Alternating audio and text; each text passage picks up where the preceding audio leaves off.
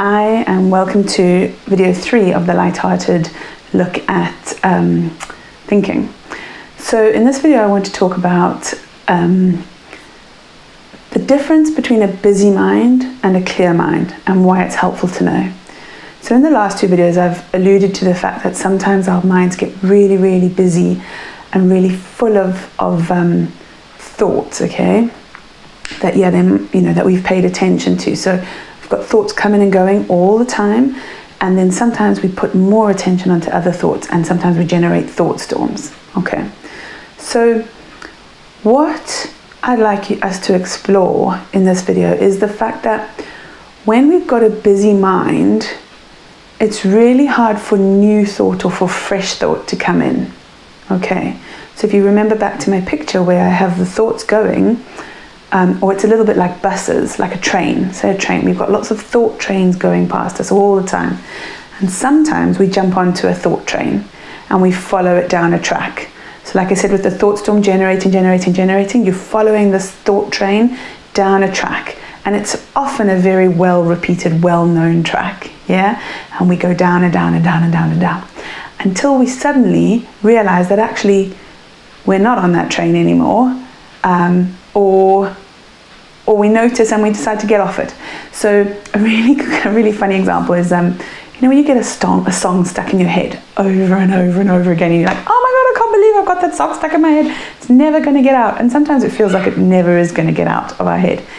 But it does, because I bet you can't even think of the last song that you had stuck in your head, unless it happened to be this morning. But all of a sudden it goes, yeah? So you've jumped on that train, you're like, oh my God, I've got every day. It might be hours and hours. But eventually, you don't even notice when you get off that thought train, okay? But when we're on it, that's when our mind feels really busy, okay? So when we're worrying about stuff, and we're got a really busy mind, and often it comes with a feeling, yeah? So thoughts and feelings are sort of 2 sides of the same coin. So it doesn't really matter which comes first, but they're always related. A thought is always going to come with a feeling, and a feeling comes with a thought. And we don't need to dig into this and figure out what came first or what it is or anything like that, but just knowing that the 2 come together, because sometimes it might be that actually we feel something before we notice we're thinking it. So we might have woken up this morning in a really good mood, and then all of a sudden we notice that actually our feeling has dropped, and we're not feeling like we want to go and do the things that we thought we'd want to do this morning or yesterday, or like with our goals that we're talking about, we don't feel like it, and we're like, well, what happened there? But knowing that, okay, so your state of mind has dropped is enough, because we do things and we respond to things in a different way when we're in a different state of mind. And that's related to feelings and thinking. So when we're in a busy mind, often we might find that actually we're in a lower state of mind. So it doesn't feel easy, it doesn't feel like we've got to figure things out. That's when you feel stuck and like you're trying to sludge through treacle, I suppose, when you've got a busy mind. But when we are aware that we fluctuate throughout the day, so sometimes we're in a clearer state of mind and we don't have such a busy mind, then we're much more likely to come at things with a fresh set of eyes. So and it can be related to different things. So say, for example, I don't have much thinking about what I'm going to put on in the morning to wear. So I just get up, put some clothes on. Yeah, not much thinking about it. I'm in a pretty clear state of mind about it. Put on what it occurs to me to put on. On the other hand, I've got quite a lot of thinking about what I eat.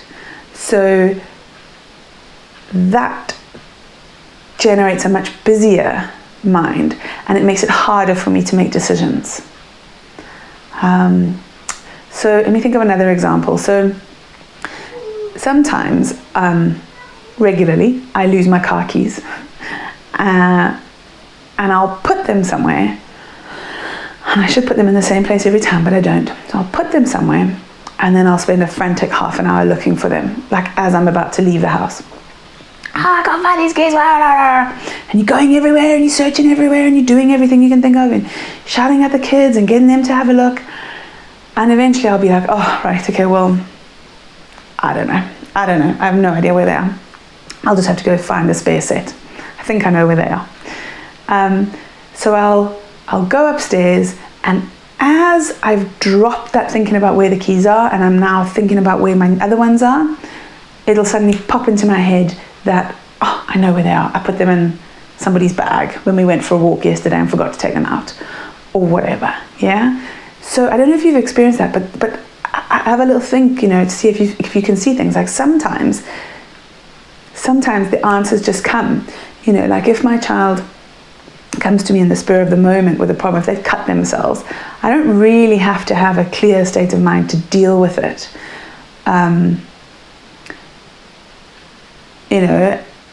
In the moment, it's almost like a first responder, that clear mind gives you that clarity, and you just do what needs to be done next without much thought. But when we've got a busy mind, that's when it gets a bit tricky, and that's why I wanted to talk about the difference. So noticing when we've got a busy mind and the feeling that comes with that, compared to the feeling when we've got a clearer mind and the feeling that comes with that. And what I propose and what I believe is that when we're in a clearer mind, we're closer to who we are and what we actually, we've got so much more available to us to do what we want to do. And that's because it's our default. So it's our default space, that clarity, that clear mind, that calm feeling. And it's not like being there is making you feel happy all the time or have positive feelings all the time. It's just that when you're in a clearer space, when you've got a clearer mind, you're able to look at problems or issues and figure them out with much less emotion, much less sort of stuckness. Yeah, so I really hope that makes sense, and I'd love to hear from you. If that resonates with you. So we're going to build on it a little bit, and it builds on what we've spoken about before, but what I'm hoping you've got a sense of now is that our thinking creates our experience. So what's going on in our heads creates our experience along with our state of mind, and they kind of all work together, but these are what's at play. Yeah, is that our state of mind naturally throughout the day goes up and down and up and down. But if we're able to see that, then we're able to beat ourselves up a bit less, because we know that that's just what's happening. Oh, right, I feel like this because I'm in a really low state of mind. So maybe now is not the time to make a decision.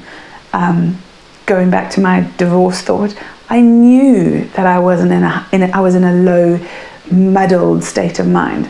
So I kind of inherently knew that now wasn't the time to make a decision about it one way or the other, which is why I never did. It just got left and left and left. And I'm not saying that you'll never make a decision to do something hard. It's just that it comes with a different feeling. Okay, so that was the video 3, and I will see you in the next video. Bye.